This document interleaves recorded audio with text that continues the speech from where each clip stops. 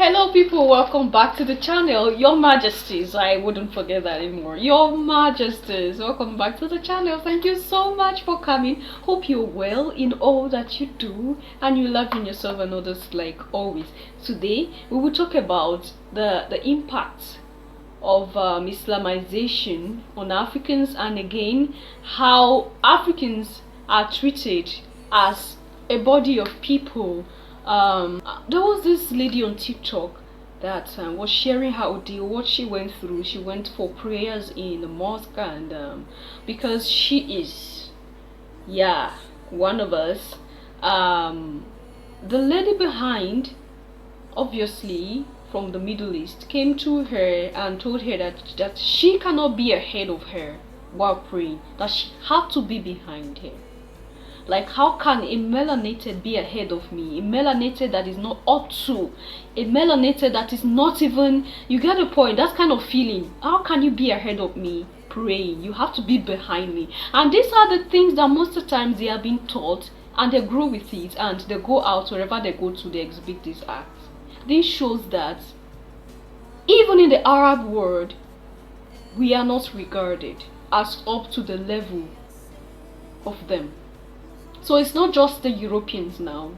Of course, if you do histories, you know that prior to the Europeans enslaving people, the Arab came already before the Europeans came.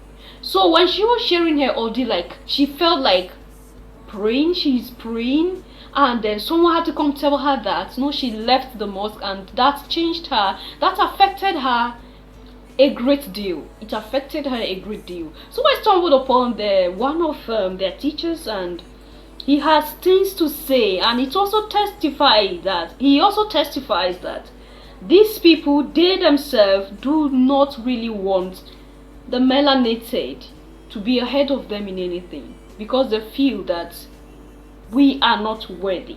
Now, why should it be like that? These are always the question I have. When you say you share good news, you carry good news of the Creator, you come in to speak to people that never knew God, the Creator, they never knew anything about the spiritual thing, and your own behavior towards them is a bit different. Then something is wrong. Something is wrong with the message you carry. And since we the melanated, we feel, especially in Al-Kabula, we feel that everything about us is inferior. So things like this will keep happening.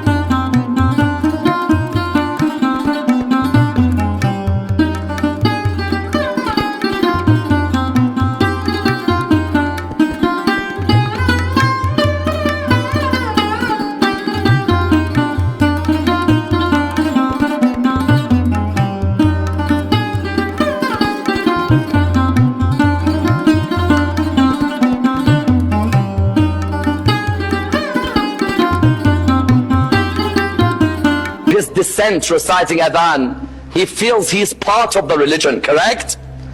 If he sees the same faces only, he'll say, but there's no one from my descent. Is this religion a racist religion? Rasulullah, the first thing he did, he knew there's many Africans joining Islam. Let the muezzin be an African so the Africans join. Number two, marry your daughters off to the Africans. You think it was easy for the Arab? It was not easy. It's not easy. Juwayber comes to Rasulullah. Rasulullah looks at him. He says to him, Juwayber? He said, yes. He said, why aren't you married? He said, Ya Rasulullah, who'll give me their daughter? I'm black. I proposed to someone, who's going to give me their daughter? He said to him, Juwayber, I have come to remove this thing that the black is lower than us. We are all equal in the eyes of Allah subhanahu wa ta'ala. He said, go and propose to Ziyad bin Lubayd's daughter. Ziyad bin Lubayd was the aristocrat of the Ansar of Medina.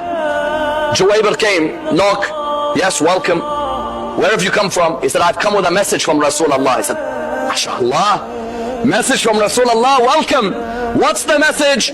He said to him, the message is, I've come to propose for your daughter. Rasulullah has sent him the proposal. I am the one coming to propose. He looked at him and said, what do you mean, you? He said, yes. He said, you? He said, yes. He said, but you're black. It's still there today. We can smile. I guarantee you the followers of Ahlul Bayt still. No change. He says, but you're black. How do I give you my daughter? Juwayber said, I'm sorry. If you don't want to accept me, I'll go back. As he was leaving, he said, wait, come here. Rasulullah sent you? He said, yes. He said, stay here.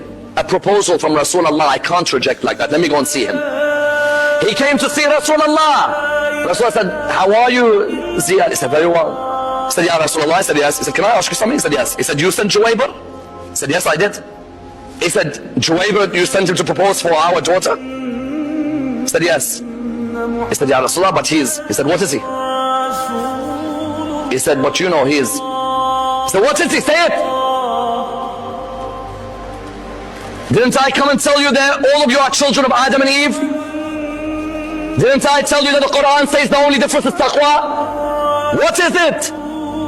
He said, I'm sorry, Ya Rasulullah, you're right. This is a disease in me spiritually.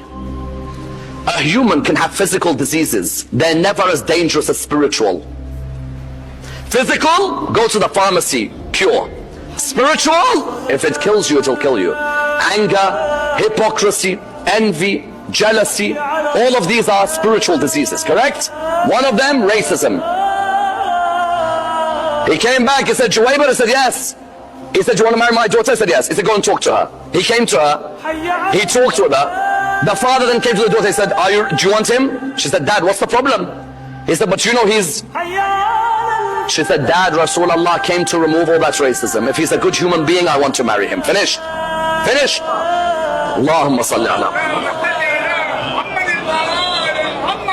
That's why Imam al-Sadiq's wife from Africa, Imam al-Kadhim's wife, African, Imam al-Rada's wife, African, Imam al-Jawad's wife, African, Imam al-Hadi's wife, African, subhanallah. Imam al-Sadiq, Imam al-Kadhim, Imam al-Rada, Imam al-Jawad, Imam al-Hadi, all their wives African. They can't marry from Medina? Imams don't know what to marry from Medina? Why don't they just marry Arab? African! Al-Muhammad went and married African. The followers of Al-Muhammad won't give away to African. Alright, what do I say? It's everywhere. It's everywhere.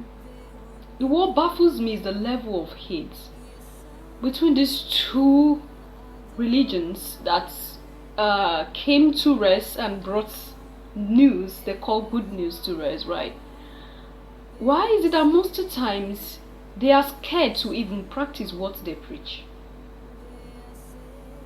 You talk about love, you talk about unity, you talk about whatever, but when it comes to our people, it's a different story entirely. Like we are not even we are not even part of the race at all. Like we are not part of the world, we are not part of the earth at all. I see this, it's a big problem. It's a big one. And it will continue because it's like we are used to it. We've conditioned our senses, we've conditioned our mind to get used to it and tell ourselves it's normal. It's okay, there's no problem. So the way it happens in Christianity, it happens in Islam as well. And that is what he was explaining. Now if you feel we are one, we are same, Why is it that when it comes to our people, it's a different story entirely? You want us to practice what you bring. You want us to live according to the rules that you want us to live by. But when it comes to be just, it's a problem. When it comes to be just, there is a problem. And you tell us the God you brought to us is the God of justice. Like exactly what that bishop was saying that day. You said the God is a God of justice. Then why is that when it comes to a group of people, it's always it's always a problem? And you tell me he's a God of justice? Then he had to sit and you know, exhibit that justice he is for. If not, almost all what you bring to me is a lie.